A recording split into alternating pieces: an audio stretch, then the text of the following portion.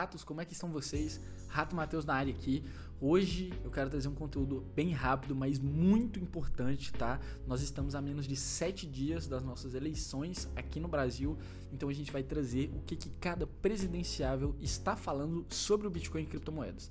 Então fica até o fim do vídeo para você não perder.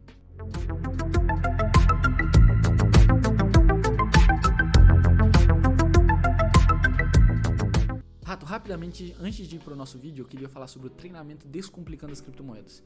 É um treinamento muito amplo que fala sobre DeFi, blockchain, macroeconomia, tem muita coisa lá dentro, muito conceito importante para a criptomoeda, que no mercado de baixa vai fazer você ser rico no mercado de alta. Você tem que aproveitar o mercado de baixa agora com esse conhecimento para você fazer muito dinheiro no mercado de alta. Não deixe de conferir. Rato, indo direto pro assunto, o negócio é o seguinte, eu vou trazer a opinião de 5 presidenciáveis aqui sobre o Bitcoin, o que eles falaram e seu histórico com criptomoedas, tá? Então, como vocês podem ver aqui na minha tela, eu vou começar com o presidenciável Lula, tá? E é o seguinte, em junho de 2021, o ex-presidente Lula falou sobre a criação de uma moeda única para a região da América Latina. Sua proposta visa diminuir os problemas socioeconômicos enfrentados por países como Argentina, Venezuela e até mesmo o Brasil. Além disso, em fevereiro de 2022, o Instituto Lula, fundação ligada ao ex-presidente, deu início ao curso gratuito intitulado Economia e Sociedade Digital, uma introdução, que busca ensinar aos jovens o funcionamento de tecnologias como Bitcoin e criptomoedas. Apesar disso, Lula nunca falou publicamente sobre o Bitcoin e criptomoedas, então sua opinião ainda é desconhecida. E aqui a gente já pode tirar alguma conclusão. Qual que é? Primeiro, que o ex-presidente e sua campanha não são completamente contrários ao Bitcoin, o que já é um ponto positivo, né? Ele pelo menos não tá falando mal.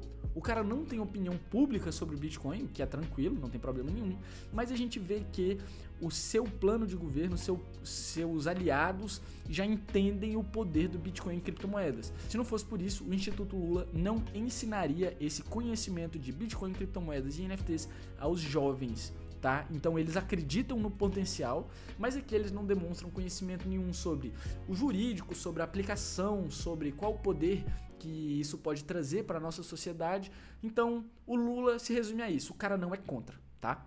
Aqui agora a gente vai falar do presidente Bolsonaro e o que ele disse sobre o Bitcoin, tá? Então fica ligado. Descobri que a FUNAI comprou um contrato de 50 milhões de reais para ensinar a índio a mexer com Bitcoin. Na transição, vamos cancelar isso aí. O que o senhor acha da Bitcoin? Eu nunca mexi com isso.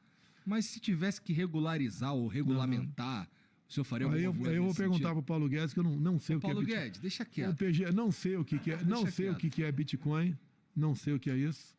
Eu acho que a maioria da população não sabe, mas gastar 50 milhões para ensinar a gente a mexer com Bitcoin, acho que é sacanagem. Então, ratos, como vocês podem ver, essa daí foi a opinião do presidente Bolsonaro sobre o Bitcoin, tá? E aqui a gente tem que falar algumas coisas importantes. A primeira delas é, o Bolsonaro admitiu que não sabe nada sobre Bitcoin, o que é bom.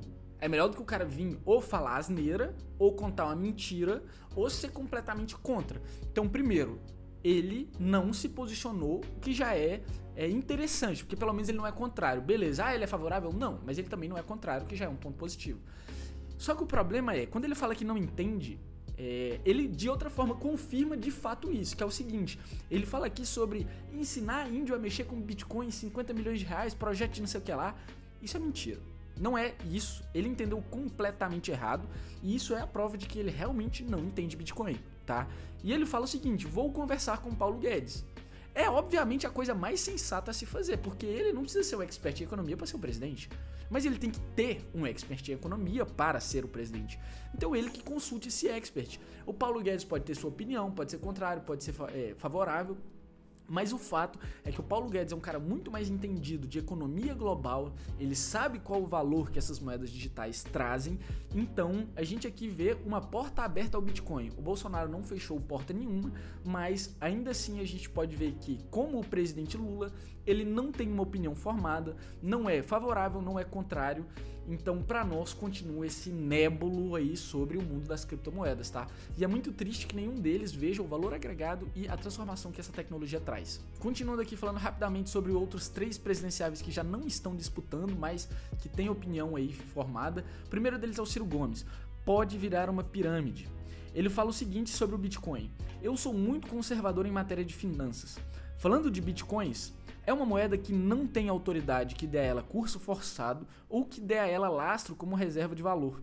Um belo dia pode virar uma pirâmide. Ele fala que o Bitcoin não tem lastro, que pode virar pirâmide. Isso, na verdade, é o dólar. Isso é o real. Isso é qualquer moeda fiduciária. Não existe lastro. Quem te contou isso é uma mentira, rato. Acredite. Sabe por quê? Porque o lastro sempre foi e sempre vai ser a confiança do governo. Há 20 anos atrás, o governo dos Estados Unidos falou que $100 valia $100. Hoje, com essa mesma confiança, ele diz que $100 ainda valem $100.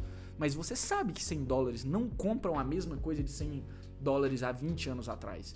Então, assim, o lastro é uma coisa extremamente subjetiva, que é da confiança do governo, tá bom? Se um governo quebrar, não existe mais moeda. E assim, sim, os Estados Unidos é extremamente consolidado, os carai, mas com o passar do tempo, as pessoas vão entender o lastro do Bitcoin. O lastro do Bitcoin é o Proof of Work, energia elétrica e poder computacional. Isso garante que o Bitcoin é o que é.